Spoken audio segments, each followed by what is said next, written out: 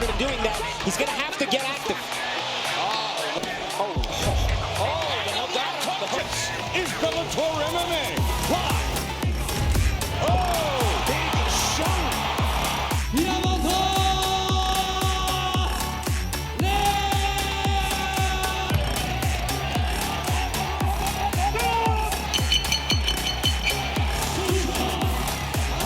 The fight game has always had its fair share of snakes and rats who slither through the rules and do whatever it takes to get ahead. I am the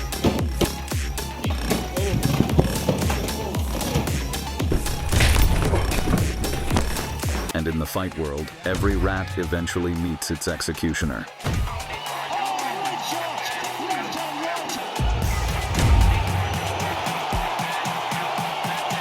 In this video, we're diving into how the most disgraceful fighters to ever step foot in combat sports paid the price for their sins. Welcome to Fighting as Art. Let's go. Straco Tarv is the textbook definition of manufactured menace, a hulking slab of muscle, draped in ink and with arrogance seeped into every step as he prepared to battle Aitor Gaspar. But Tarv wasn't satisfied with just looking the part. The scoundrel took it a step further as he reached for his opponent's throat in a fake show of dominance. That smugness followed him into the cage, and it was plastered across his face like a permanent signature of delusion. But the moment the bell rang, Karma stormed in like an executioner and made sure the cocky idiot's overconfidence hit the mat before he did.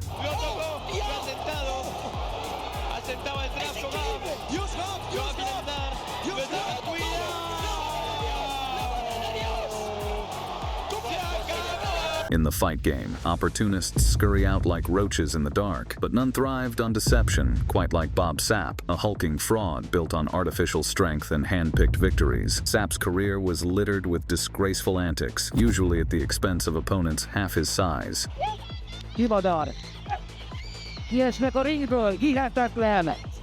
Always on the hunt for another mismatch, Sapp set his sights on Mariusz Pudzianowski, a man more familiar with pulling airplanes than throwing punches. Oh, it's plain and simple. He's got 5 titles, more than anyone else ever. Before the fight, the ever-cocky Sapp released a mocking video, hinting that he would turn Pudzianowski into a helpless little girl.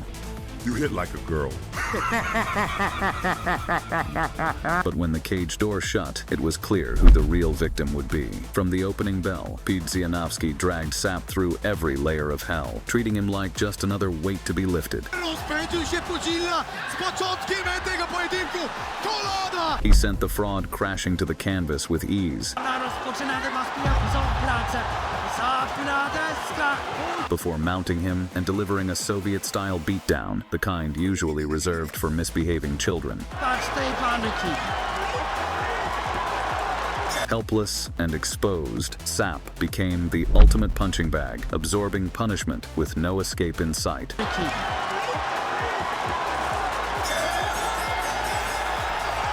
Bobur Abdulazizov was the epitome of a cocky rat. He was disrespectful, deceitful, and well-deserving of his spot in the Rat Hall of Fame. Riding an undefeated 7-fight winning streak, Bobur had finished every opponent he faced, but karma had seen enough, and it sent Mascot Esbalat to collect his soul. Unlike the jittery Bobur, Mascot remained ice-cold before the fight, and once the cage door shut, he dominated on every level, lighting him up on the feet and mauling him on the ground.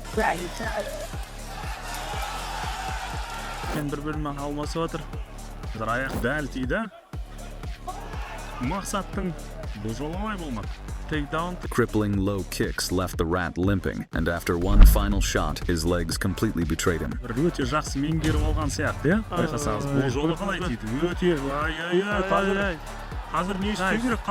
The referee, fully aware of Bobur's history of dirty tricks, allowed Mascot the time he needed to deliver a well-earned punishment and beat the scoundrel into well-deserved humiliation.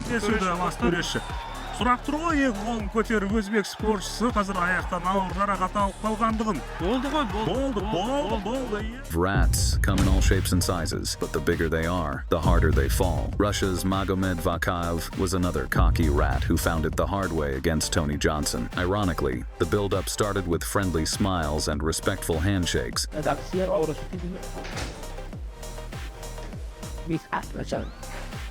But that civility crumbled in an instant when the scoundrel couldn't win a war of words.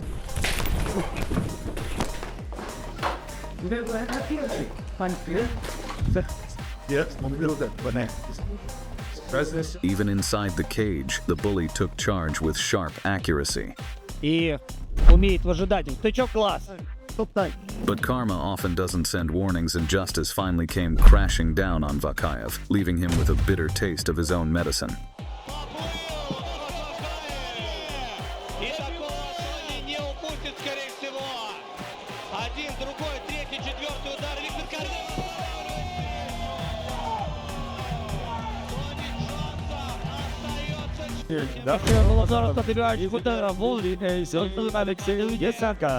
Да, действительно, все закончилось в первом раунде.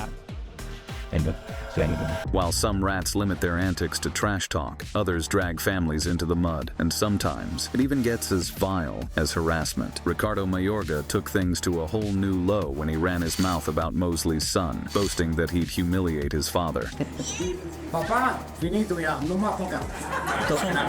But then he crossed the line completely by touching Mosley's girlfriend inappropriately. Mayorga continued to fool around even inside the ring, where he showboated as usual, but Mosley's right hand had a lesson waiting for him. There's a right hand that clips Mayorga on the jaw. Another big right hand by Mosley. Another right hand. As the rounds wore on, it became obvious that Mayorga was nothing but a 41-year-old relic, dragging his battered pride across the canvas for a paycheck.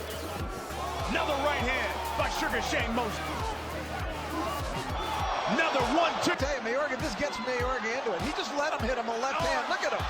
Right hand. By round 6, Mosley had seen enough, and he ended the charade for good. You got two 40-somethings in here who both appear weary and maybe... And down goes Mayorga. They say calm people are scarier than the loud ones because they have absolute control over themselves. But who'd tell this to this cocky rat? Julian Wallace, aka Jules the Jackal, carried himself as a villain straight out of an action movie, as he is inked up, mean-mugging, and radiating fake toughness. And he remained in his schoolyard bully character when he faced off against nice guy Ben Nguyen. Good work, guys. All of that. Second half, teaching for tomorrow night. Quickly. Nguyen saw right through the act, brushing it off with a smirk, already knowing who the real alpha was. Once the cage door locked, Nguyen wasted no time in dismantling Wallace with a knockout so ruthless, it felt like the universe itself had stepped in to humble him.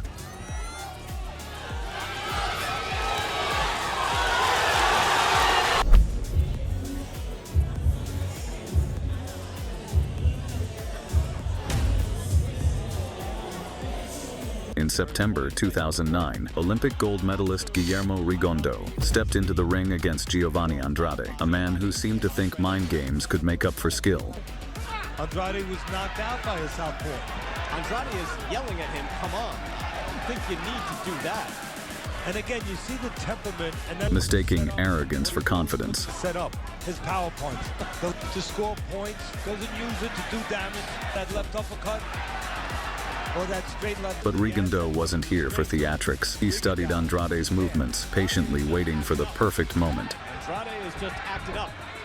He goes down and takes a knee. And when it came, it was a brutal pinpoint left hook to the body that sent Andrade crumbling to the canvas. Not learn how to do that too much. Tough body shot, and it's it. That's it. He's quitting. Unfortunate. No more taunts, no more bravado, just a broken fighter shaking his head, realizing too late that you can't out-talk a man who speaks with his fists. Rat mentality always breeds downfall, and Tony Harrison learned that the hard way. Coming into his 2023 fight against Tim Tszyu, Harrison played the role of the cocky scoundrel, dismissing Tszyu as a basic fighter unworthy of the hype. You know, it's just a basic fighter, man. He just shows me nothing a high level of skill of a setup for a high level skill fighter. Tim Tszyu, Tim to me just hasn't accomplished or fought anybody or done anything, you know what I mean? So Even in the ring, boxing has had its fair share of colorful characters, but Jorge Paez was the whole palette. He was loud, flashy, and cocky. In May 1999, he waltzed into the ring against Augie Sanchez, strutting like a scoundrel who believed he was untouchable, even after hitting the canvas early. He tenido oportunidad de verle en diferentes peleas Paez refused to learn his lesson, dropping his hands and taunting like he was at a fiesta.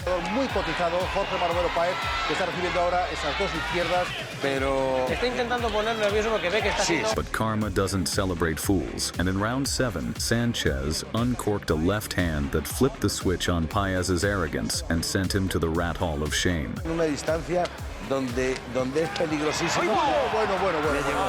The karate combat showdown between Freddie Masabo and Dana Batgarel had all the makings of a grudge match, especially after cocky rat Masabo disrespected Batgarel's hat during their face-off. If you're from Mongolia, you know that's super disrespectful. Even inside the battleground, Masabo came out hot and rattled Batgarel's skull early and kept him on shaky legs with a relentless assault.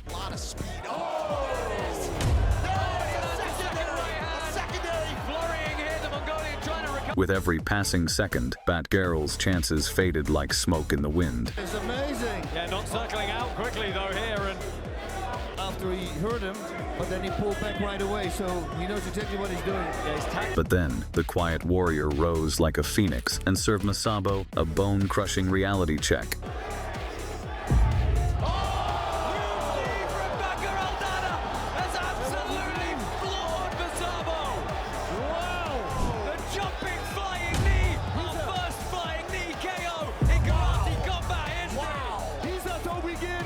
Cocky fighters come in all shapes and sizes, and Derek Chisora was the whole package against Dillian Whyte in 2016. Chisora went full beast mode, smashing a table at the press conference like a raging bull. You think I'm a pussy, I'm a punk, you tell me right now. Because listen, I am the baddest man.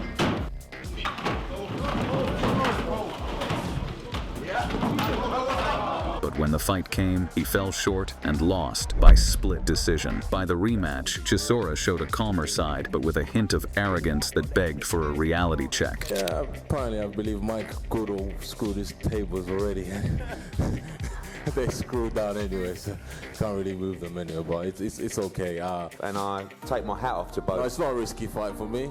No? Talking about, I didn't have anywhere to go, did I? No, it's not. It's not a risky fight. Physically a risky fight. Fuck that shit, man. Listen, fuck that. Physically what? It don't matter, man. I'm gonna come out there nice. Do you understand?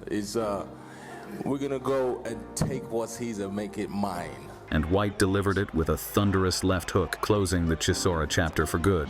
There's still a few rounds. Should he surprise the bookies? Chisora, so that'll give him a bit of energy. Yeah. Oh, and that's good night. It is all over in the 11th round. Dillian Whyte knocks Derek Chisora out after. Some fighters talk a big game, but TikToker Aktilek Zalshabikov practically talked himself into CTE before even stepping into the ring against Murad Legend. Aktilek's trash-talking resulted in Murad slapping some sense into him and turning his face into a whole character arc. He was shocked, in denial, and desperate to save his dignity. So inside the cage, Aktilek fired back with wild punches that had Murad stumbling, but the takedowns kept the cocky rat in control. Ой-ой-ой, два попадания подряд и... Прихватил корпус, есть, тейкдаун. Ну что? After 3 rounds of a sloppy war, the judges handed Murad the win, leaving Rat Aktilek with nothing but bruises and regret. Pre-fight antics are just cocky fighters' way to have an upper hand, and Anatoly Nadratowski was no different as he headbutted Miri Sadigov during the face-off like a true menace. His rat move was followed by a dance performance on his way to the cage. The cocky scoundrel struck first with a takedown, but the referee wouldn't let him pull off his favorite move, aka headbutts. Да, и сходу пошли в дело и тот, и другой. В общем-то, то, что вчера у них проскочил. When he shot again, Miri was ready, stuffing the attempt and pinning him against the fence. Налет на него наскочил и сейчас вот в этом клинче попробовал. That's when Sadigov settled the score with a brutal storm of elbows that melted Anatoly like butter under a hot knife. О, попал локтем, и добавляет это нокаут. Да. И Cedric Doumbé isn't the kind of guy you want to cross, especially not with a bag full of dirty tricks. But Alim Nabiev thought he could outfox the king, and of course, it didn't end well. Doumbé ran a masterclass, chopping Nabiev down with ruthless low kicks, stiff jabs, and scorching overhand rights. Those knees. Couple jabs there for the chin. Doumbé predicts a knockout here. But instead of adapting, the Rat resorted to foul play. Throughout out until now is that arrogance is a cruel mistress, and Nate Campbell's romance with cockiness didn't blossom either. Back in March 2004, Campbell squared off against Robbie Peden for the USBA super featherweight title, and for the first 5 rounds, the cocky Rat was styling on his opponent. On the other hand, does. So we have a chance to talk to the fighters. He was landing shots at will, cracking Peden with a savage body punch that had the crowd wincing. Avoid them with upper body movement, but when he's not doing that, his head's just kind of hanging on this fight on Robbie Peden. He is slow. But instead of sealing the deal, Campbell got cocky and started showboating like he was untouchable. Straighten Peden right up with that shot. Moments later, he was touched and out cold. This guy thought his arrogance would intimidate his opponent, but his rat behavior only backfired. From the face-off, Alex Hanan was on his cocky behavior, flashing gun signs and sneaking in a cheap shot. All right, touch gloves and let's get it on, boy. But Andrei Mikhailovich wasn't here for the gimmicks, and the moment the bell rang, he unleashed an early storm of punches that should have humbled Hanan. Stay away. 1, 2, and 3. And Hanan just stayed up. Covers up. But some people don't learn. In round 2, Hanan doubled down on his dirty tricks, but karma came in the form of a sharp left hook that sent him crashing down like a rag doll.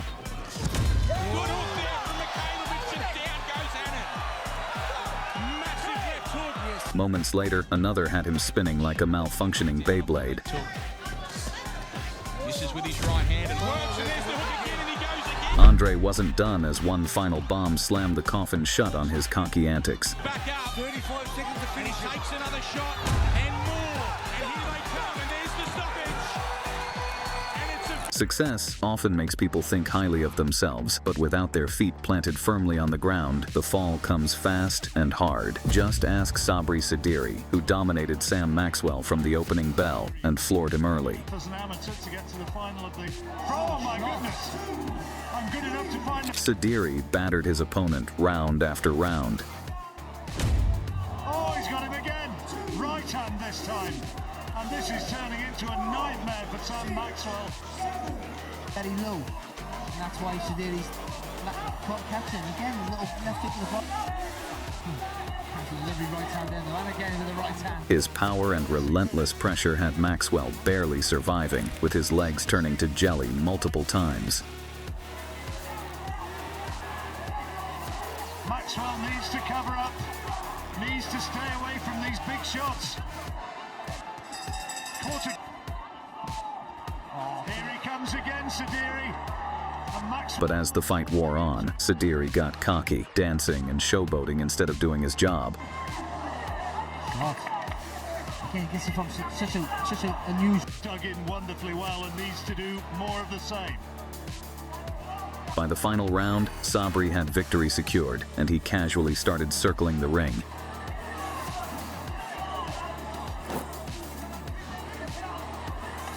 But with just 10 seconds left, Maxwell landed a brutal right hand, knocking Sediri out cold and sealing one of the most dramatic comebacks in boxing history.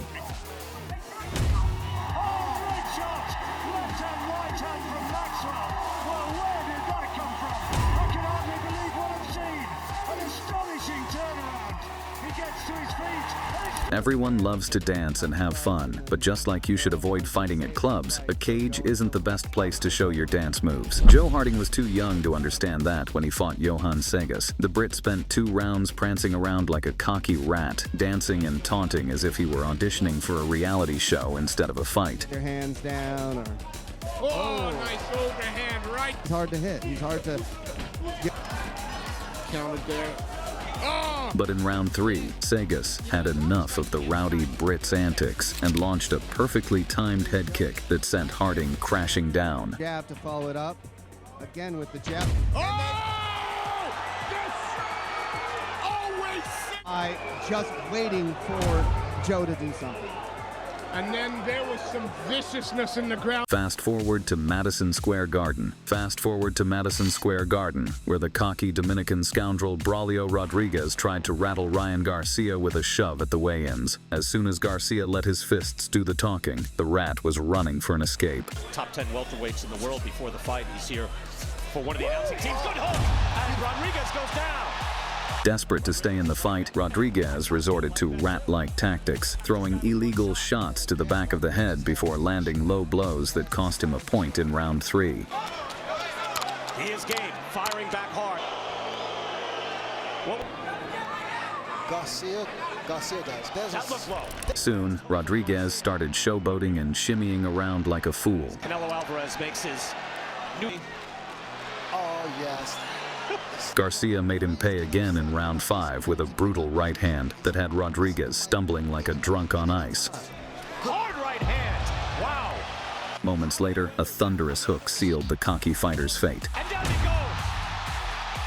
The bully had been bullied, and the only dancing left was Garcia's victory celebration. In the ruthless world of kickboxing, humility isn't just a virtue, but survival. And Cosmo Alexandre learned that harsh lesson when he stepped into the ring against the Dutch destroyer, Niki Holtzken. From the opening bell, Holtzken made him pay, flooring the overconfident scoundrel twice in the first round.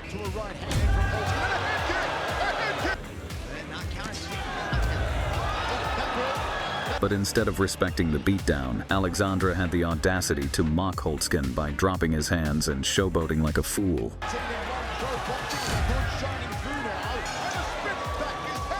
Holtzken saw the arrogance, smelled the desperation, and pounced like a wolf on wounded prey to snatch the cocky one's consciousness as well as false sense of pride.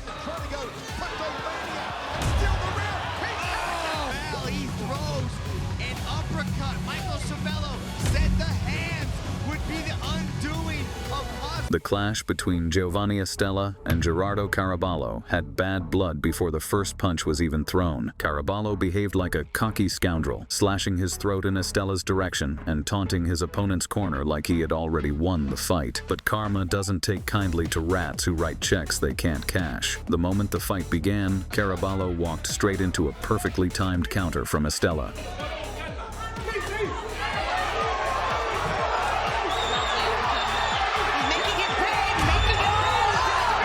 Cara hit the canvas like a puppet with its strings cut, and his arrogance was viciously knocked out of him before his body even hit the mat. Position himself. Perfectly executed. Here it is. Whoa!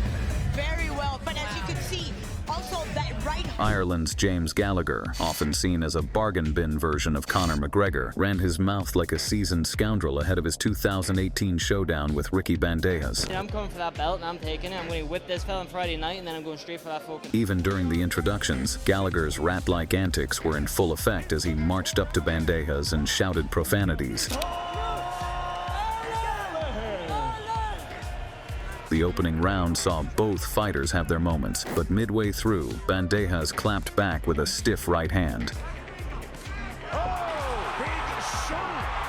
Before launching a laser-guided head kick followed by ground and pound that knocked Gallagher into another dimension.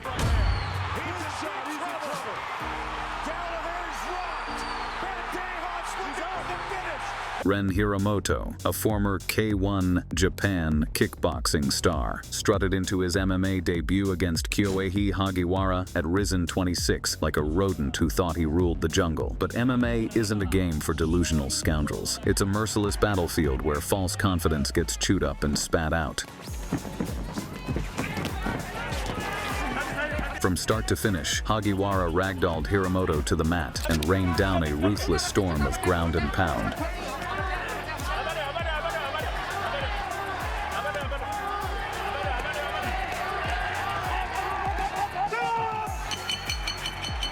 Making it painfully clear that swagger alone won't save you when you're drowning in deep waters. Jason Solomon was another boastful weasel who entered his fight against Amitesh Chaube like a peacock flapping his beak and puffing his chest. Solomon's antics wouldn't stop even inside the ring as he tried to provoke Chaube one final time.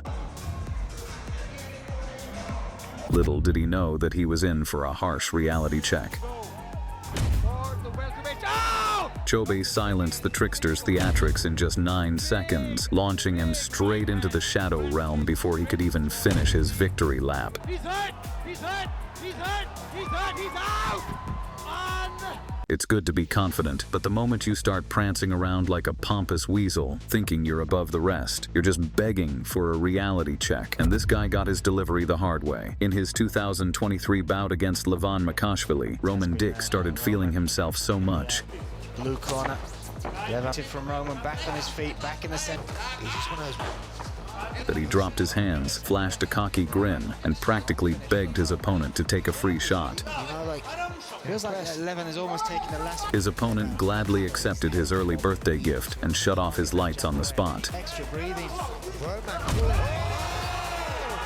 It was a brutal dose of reality, but this reckless trickster had it coming. In July 2017, Albert Pagara found himself across the ring from the flamboyant veteran Chelman, a showman who seemed more interested in entertaining than fighting. For 2 rounds, Komani treated Pagara like an unruly student in a master class, flashing footwork and landing shots with a smirk. You made me the king of Thailand. Growing bolder, Komani started dancing mid-fight, putting on a show for the fans. Opted to relinquish his belt. Hey, Kawi.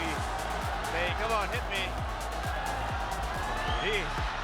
His arrogance peaked when he turned to his corner and casually greeted fans mid-exchange, as if Pagara wasn't even worth his full attention. Very awkward style.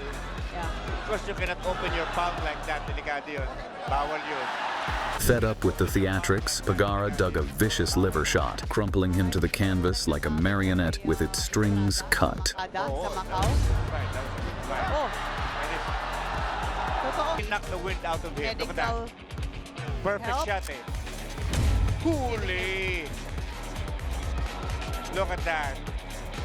Another arrogant trickster learned the hard way that the fight game has no patience for jesters. Now, if men can go around being cocky idiots, women can too, as there's no shortage of scheming foxes in women's MMA. Just look at Sofia Ganova, who ran her mouth against Siana Shaksanova like she was auditioning for a Hollywood villain role. She even brought roses to the cage, laying them down like she was attending Siana's funeral before the first punch had even been thrown. And if that wasn't enough, she broke every rule of sportsmanship when she refused to touch gloves. The moment the cage door shut, Siana flipped the script and sent Sofia on an express trip to Naptown with a knockout so vicious it felt like karma had orchestrated the whole thing. Like Sofia, Zushie Smoguleka paraded into the fight like a self-crowned queen, mocking Kamila Wybranczyk's height at the face-off. Nie wchodzę tutaj, żeby odklepać, chyba że no nie wiadomo co się wydarzy, ale ja zawsze walczę do końca. But when the cage door locked, that arrogance crumbled faster than a sandcastle in a storm. Wybranczyk wasted no time in throwing punches that could have rattled seismometers. Prawy Kamili. Low kick wewnętrzny, wal lewy prosty. Oj, tutaj nie było, ależ prawy. Smoguleka barely had time to process the impact before she was dragged to the mat, where a relentless downpour of hammer fists left her flailing. Oj, teraz będzie parter. Dobrze. Oj, będzie problem. Tak, mnóstwo ciosów. Zusie próbuje się bronić. Musi ją przyciągnąć do siebie. Musi się bronić inteligentnie. Na razie nie dzieje się jej dużo, czy nie? Teraz dostaje dużo ciosów, sędzia może zaraz przerwać. Broń się, Zusie. Sędzia mówi, broń się, Zusie. Zusie próbuje się bronić. Czy te ciosy zadają? And just when she thought the nightmare was over, Wybranczyk tightened a choke, and the once boastful warrior was reduced to nothing more than a humbled footnote in her opponent's highlight reel. Jest duszenie. Czy udusi? Chyba jest tam przełożona ręka, niewiele widać z tej pozycji. Wchodzi za plecy, świetnie Kamila Wybranczyk. 40 sekund do końca. Czy Zusie wytrzyma? Czy Zusie wytrzyma? Ale sponiewierana w tej rundzie. Zdecydowanie Kamila Wybranczyk pokazała naprawdę wielkie umiejętności. To nie były górnolotne opinie. Koniec! Koniec! Zusie odklepuje, a Kamila Wybranczyk wygrywa swój debut. In May 2019, Quan A-Sol finally stepped back into the cage after a 29-month layoff, ready to defend his Road FC lightweight crown like a ruler returning to his empire. Only this kingdom was built more on trash talk than dominance. Leading up to the fight, Quan played the villain role to perfection, turning press conferences into a circus. Once the fight started, Quan's confidence crumbled faster than a stale cookie as his wise wild haymakers hit nothing but air, making him look like a man trying to fight off a swarm of imaginary bees. Oh, Manawi connecting repeated. Look at those repetitive hooks. Barnawi was all business as he tagged Quan's chin with pinpoint shots until the bravado drained from his face. He's got his ragdolling him. Just absolutely and he's knocked him down. And just when Quan thought things couldn't get worse, Barnawi wrapped him up like a python, squeezing until the lights went out with a textbook rear-naked choke. Pocket of Mansour Barnawi is going in deeper. Mansour is just taking his time. Look at that. Almost and there it is. The million. At Infusion Live 22, Andy Sauer squared off against Ardalan Shakol Islami in a fight that started with smiles but ended in a brutal lesson. From the get-go, he taunted, dropped his hands, and ate shots like they were nothing. There you go. Don't do that with Sauer. That's stupid. You don't do that with Sauer, my friend. Sauer continued to cut through Ardalan's cocky defenses with crisp combinations. Nice kick. Before rocking him with a jumping knee in the 4th round, but he still continued to play with fire. Look at the combination. Yeah, there you go. There you go. You don't drop your hands. Islami was shocked to know that he was down and out. On his belly, he's absolutely. And Sauer loved rubbing salt in his wounds, reminding him that stupid games often win stupid prizes. Theodoros Ginting played stupid games as well, and his prizes were just the same, courtesy Windri Patalima. Throughout the fight, Ginting made weird faces and taunted his opponent after absorbing a strike.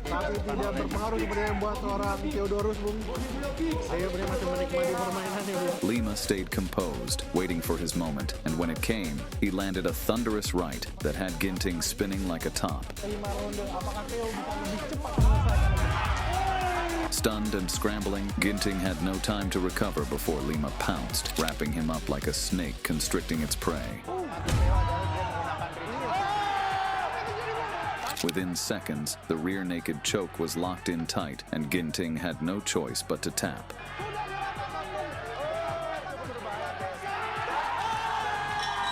At 1FC, Rise of Kings, Japanese veteran Ryo Kawamura stepped into the cage looking less like a fighter and more like a circus act. Kawamura was so in character that he refused to respect the storm in front of him in the form of Melvin Manhoef. The Japanese treated the fight like a comedy routine, taunting and teasing as if he had 9 lives. Manhoef had no time for games as he stalked his prey, biding his time before launching a nuclear right hand that landed on Kawamura's chin and ego.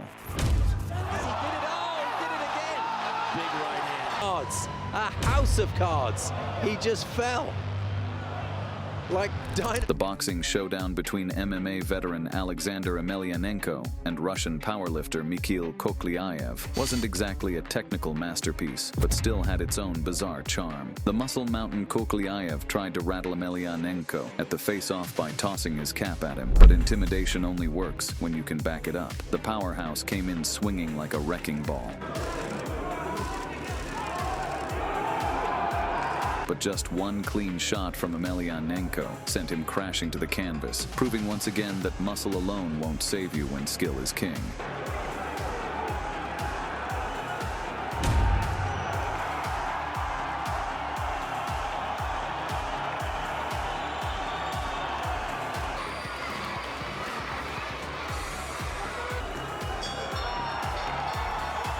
This cocky rat claimed that he'd never let a white boy beat him. I would never let a white boy beat me. I would never let a white boy beat me. Veteran boxer Bernard Hopkins was loud before his fight with Joe Smith Jr., labeling himself as special while dismissing his opponent as nothing more than ordinary. Common man. Special man. But once the gloves were on, Smith proved that it was the other way around by cutting off the ring and unloading heavy artillery. Good body shots again by Joe Cole anymore, and there was no... You know, Jim live in upstate New York. Right, he's pretty far out. I've seen sometimes. Hopkins had his moments, but by round 8, the scorecards became irrelevant. That's gonna pay it out his hand. As Smith sent Hopkins and his cockiness flying out of the ring with a furious combo. They caught him too. Two possible opponents. Oh, big right hand. He's out. Oh, out ring. Oh, my God.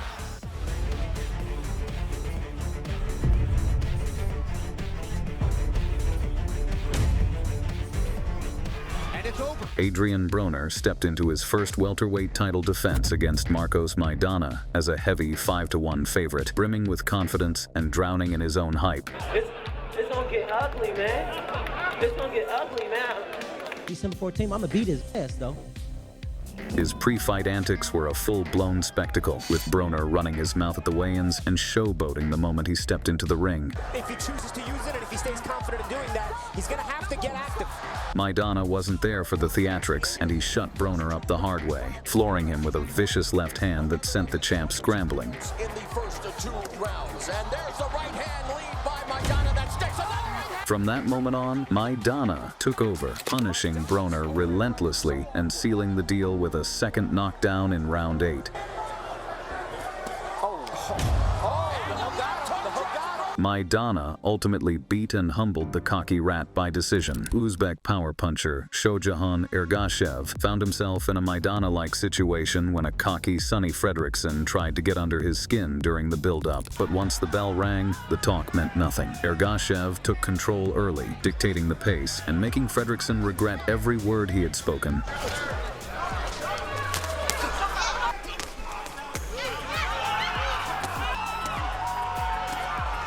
By the 3rd round, Frederickson was drowning under the relentless pressure, and Ergashev smelled blood.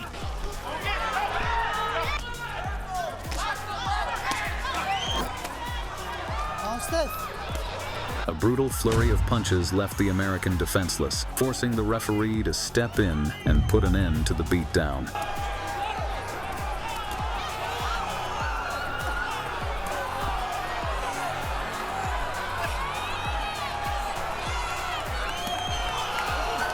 Frederickson's cocky words had been drowned out by pure firepower. Mike Tyson versus Lennox Lewis wasn't just a fight, it was a battle of legends with years of bad blood. Tyson, past his prime but still seething with fire, saw himself as the predator, with Lewis as his next meal.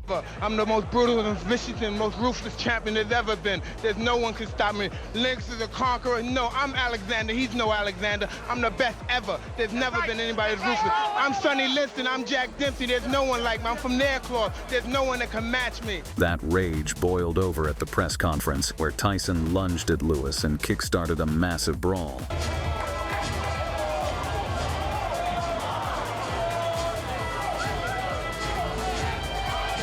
When the fight finally began, Tyson came charging like a wrecking ball, throwing heat and making it feel like the old baddest man on the planet was back for one last reign of terror.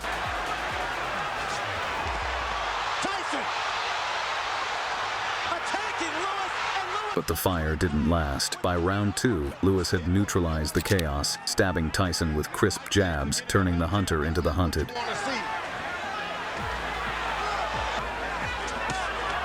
Lewis took it. Lewis closed the show with a sledgehammer right hand, sending Tyson crashing to the canvas. And with that, the final chapter of Iron Mike's reign was written. He's got heart. You can't take that from him. Big right hand from Lewis and Tyson. It's over. Lennox Lewis cements his legacy as one of the best heavyweight champions. Operator and powerful operator. Tyson wasn't always the one taking the beating. In fact, plenty of fighters ran their mouths and paid the ultimate price. Frank Bruno was one of them. Before their first fight in 1989, Bruno went for the jugular, taking personal shots at Tyson's failed marriage, hoping to rattle the champ. No, Harry, I don't think it will, because you've been in with the guy. I've been in with the guy, and I feel confident about going in with the guy. He's just a human being like you. He's a human being. He wears shoes, he wears socks. And as I say, you keep on repeating it, I've been in with him, and I know him. And I'm not going to get into that sort of like bandwagon, like, oh, Tyson this, Iron Mike this, Iron that. You don't realise that the guy had a car crash, he damaged his hand, he broke up with his wife. All his mind is not on the game. He's on this fight, his mind not conditioned for this fight. And I was confident before all this happened. And I think this is a peak time to beat a Mike Tyson, Harry. No, I really do believe so. But when the bell rang, all that talk meant nothing. Tyson mauled him from pillar to post before finishing the job in the 5th round. By the bell as the big right hand lands. Tyson knows he's got him in big trouble. If he doesn't answer it, Richard Steele has moved in and has stopped the fight. Bruno clearly didn't learn his lesson. By 1996, he was back for more, doubling down on the trash talk. Don't care for Tyson or his entourage. If Casamada was in his grip, he won't see myself knocking out Mike Tyson spectacularly, knocking him out. No way he's going to beat me. No. But Tyson had no interest in a war of words, and he let his fists do the talking, once again sending Bruno's senses into orbit with a ruthless beatdown. For the Tyson of what McNeely Mathis. There's a combination uppercut by Tyson. Tyson laying it on, pouring it on. Down goes Bruno into the ropes. Took care of business, ducked under, a shot under the arm in the legs, and from here on out, a rain of punches which buckled.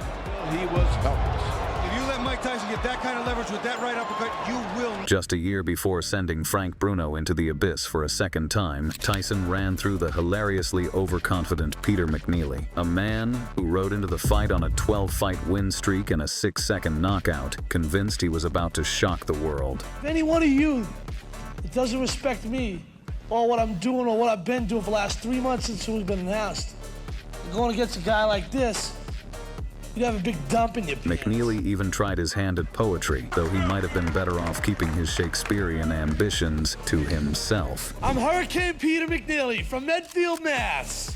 On Saturday night, watch me kick Tyson's ass. But if you haven't made your pay-per-view arrangements yet, make them soon. Because remember what happens when I wrap you in my cocoon. Throughout the build-up, he kept rambling about wrapping Tyson in a cocoon of horror. When I wrap Mike Tyson in a cocoon of horror,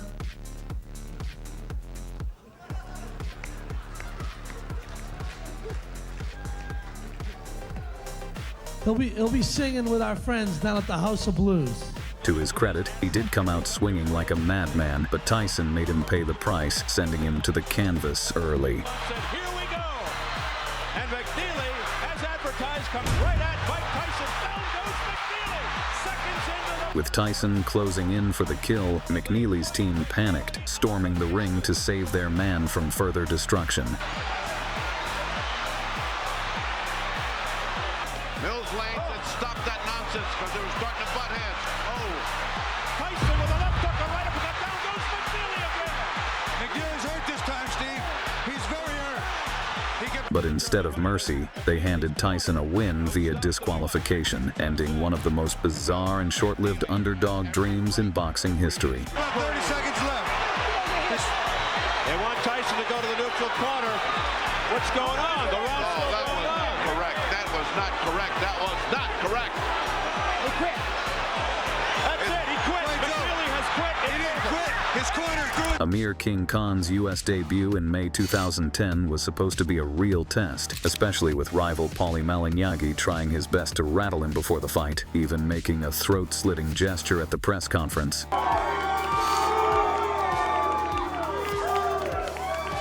But once the gloves were on, Khan let his hands do the talking. Very nice poise. Steps in with The Brits' blistering speed and pinpoint combinations overwhelmed Malignaggi, who simply couldn't keep up. Harold's point about the idea. By the 11th round, the referee had seen enough of Malignaggi getting battered, bloodied, and humiliated.